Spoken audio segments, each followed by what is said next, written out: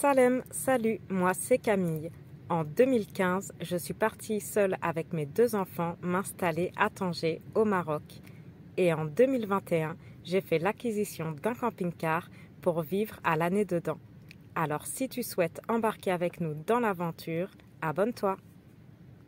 Salam alaikum, bonjour, bienvenue dans cette nouvelle vidéo. Comme vous avez pu le voir dans la précédente, nous sommes arrivés à la frontière de Guerguerat pour passer en Mauritanie.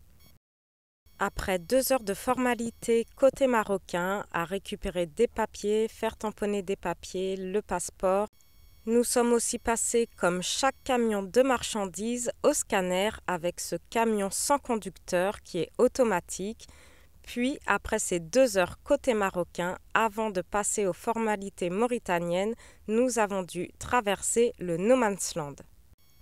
Pour le côté marocain, tout s'est très bien passé, il y avait une bonne ambiance, tout le monde était très accueillant, ça a été plutôt rapide et nous voilà sortis du Maroc. C'est parti pour 4 km de piste avec des barbelés et beaucoup de panneaux nous indiquant de ne pas quitter le chemin puisqu'il y a des mines, donc il faut bien rester sur l'axe. On a 2 km de goudron et ensuite ce sera 2 km de piste avant d'arriver au poste frontalier mauritanien. Après 1 an et 10 jours sur les routes du Maroc en camping-car, on a parcouru 18 000 km au Maroc. Nous voici partis pour découvrir la Mauritanie. C'est la première fois que nous y allons. Pour cette 2e année sur les routes, j'ouvre une nouvelle playlist. Donc les premiers épisodes seront consacrés à la Mauritanie. Puis à la fin de la Mauritanie, puisqu'on a un visa de 30 jours seulement, je vous expliquerai ensuite le programme pour la suite du voyage. Pour ces quelques kilomètres dans le No Man's Land, tout s'est très bien passé aussi. Ici au milieu, il y a des gardes militaires marocains. Et à partir du milieu, là c'est parti pour la piste. Donc on roule très doucement, il y a beaucoup de creux.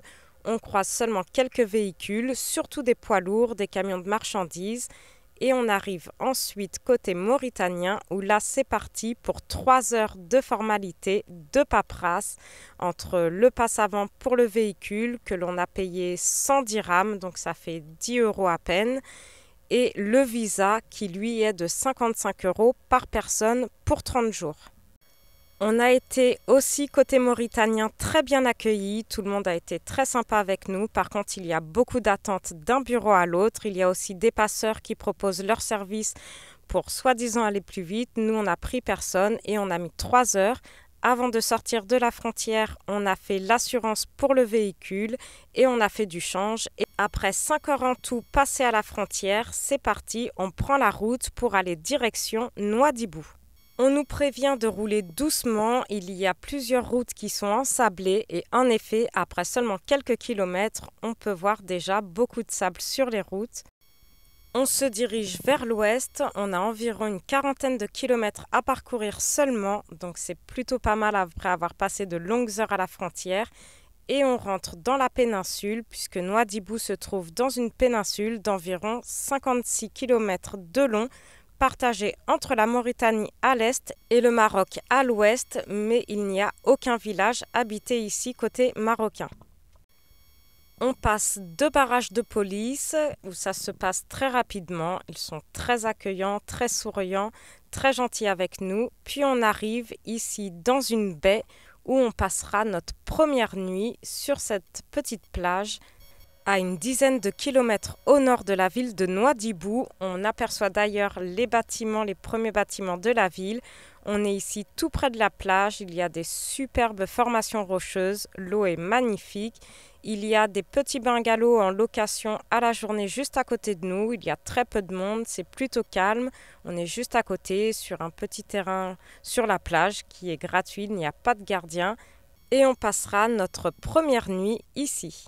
Contrairement au Maroc, à la ville de Dakhla où on était avant de venir ici en Mauritanie où il y avait beaucoup de vent à Dakhla, ici il fait très très bon puisqu'il n'y a presque pas de vent, quasiment pas de vent et on a des températures de 27 à 29 degrés en général en journée. On a une superbe vue, l'eau est transparente, on peut y voir tous ces petits poissons comme vous pouvez le voir. On est juste en face du banc d'Arguin qui est de l'autre côté de la péninsule et c'est un parc national et on a pu y voir ici aussi des flamants roses. Les roches sont d'une couleur très claire, c'est très beau à voir et on a à l'horizon aussi, juste en face de nous, plusieurs dunes de sable. Ce premier spot en Mauritanie est parfait, on a une vue magnifique, on a bien dormi, c'est très calme. Seulement quelques familles qui viennent se promener, passer la journée et quelques pêcheurs car il y a ici énormément de poissons. C'est d'ailleurs une zone où il est interdit de pêcher avec des barques, des bateaux, mais il y a beaucoup de pêcheurs amateurs à la canne à pêche. La tombée de la nuit arrive petit à petit et la mer se dégage pour laisser place à des milliers de coques sur la plage. Donc là, c'est parti, on va en pêcher. Attention aux pieds parce qu'il y a aussi énormément de crabes et on va ramasser des coques. On est les seuls à les ramasser. J'ai l'impression que les Mauritaniens ici ne mangent pas de coques. En tout cas, nous, on adore ça. Donc on prend une bassine et on va en pêcher pour se faire un petit repas aux coques le lendemain. Elles sont très grosses, contrairement à celles que l'on peut trouver en France, en tout cas en Bretagne. Et ici, il suffit de ramasser celles qui sont fermées, celles qui sont ouvertes, il n'y a plus rien dedans. Les crabes sont déjà passés par là. On va les faire dégorger ensuite 12 heures minimum afin qu'elles recrachent tout le sable. Donc on les met dans une bassine d'eau et on les fera cuire ensuite, un peu comme des moules, et on pourra ensuite les manger.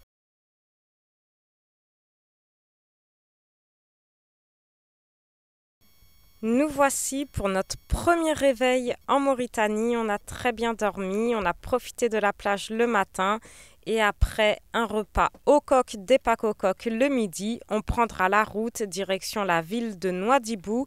On a une dizaine de kilomètres à faire et là on va visiter notre première ville mauritanienne. J'espère que cette vidéo vous aura plu. N'oubliez pas de liker, de commenter et de partager si vous le souhaitez.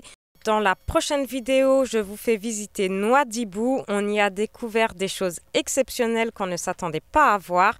Mais ça, ce sera pour dimanche à 10 h heure française. Vous pouvez activer la cloche de notification pour être averti et ne pas manquer les prochaines vidéos.